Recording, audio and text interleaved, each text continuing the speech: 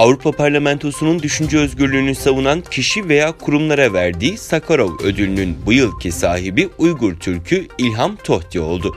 İlham Tohti, Çin'de hapiste olması nedeniyle ödülü kızı İlham Cevher'e teslim edildi.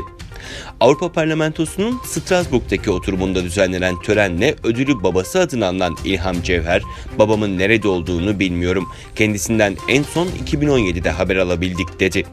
İlham, Çin'in Uygur halkına ne okullarda ne de kendi evlerinde özgürlük tanımadığını belirterek, "Babam çoğu Uygur'a yapıldığı gibi şiddet yanlısı bir radikal olarak etiketlendi," ifadelerini kullandı. Uygur ekonomist ve aktivist İlham Tohti, 2014'te internet sitesinde ve ders verirken Uygur meseleleri yoluyla etnik nefreti körüklemek, şiddeti desteklemek ve terörü teşvik etmek suçundan ömür boyu hapis cezasına çarptırılmıştı.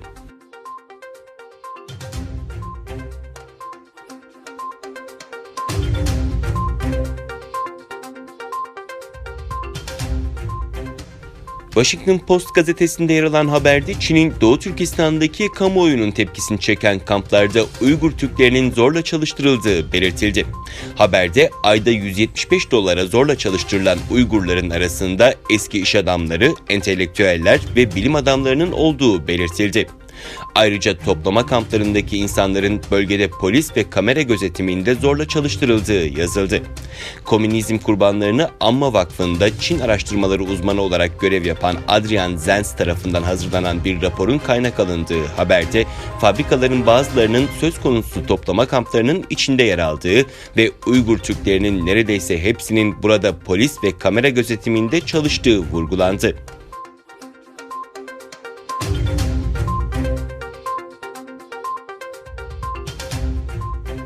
Endonezya Devlet Başkan Yardımcısı Maruf Amin, Uygur Türklerine kötü muamele edildiği iddialarına karşı Çin'e daha açık olma çağrısında bulundu.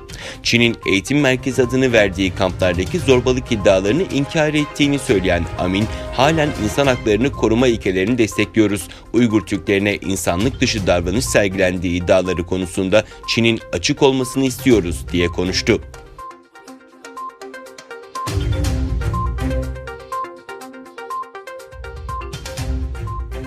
ABD Temsilciler Meclisi Genel Kurulu, Başkan Donald Trump'a yönelik görevini kötüye kullanması ve Kongre'nin işleyişini engellemek başlıklarından oluşan azil maddelerini görüşmek ve oylamak üzere toplandı.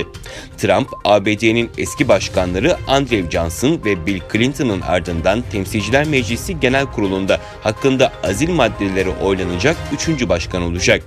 Trump, kendisine yapılanların bir daha hiçbir ABD başkanına yapılmaması gerektiğini vurgulayarak "Bana dua edin" ifadesini kullandı.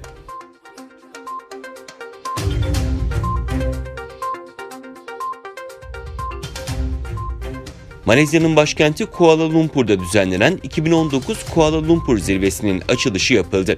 Kuala Lumpur Konferans Merkezi'nde zirvenin açılışını gerçekleştiren Malezya Başbakanı Mahathir Mohamad, zirvenin içeriğine dair basını ve katılımcıları bilgilendirdi. Mahathir, dünya Müslümanlarının kalkınmasını sağlamak için bu toplantıyı organize ettiklerini belirterek, "Umarız bu zirvenin sonunda daha büyük şeyler yapılmasını hızlandıracak inisiyatifler ortaya çıkacaktır," dedi.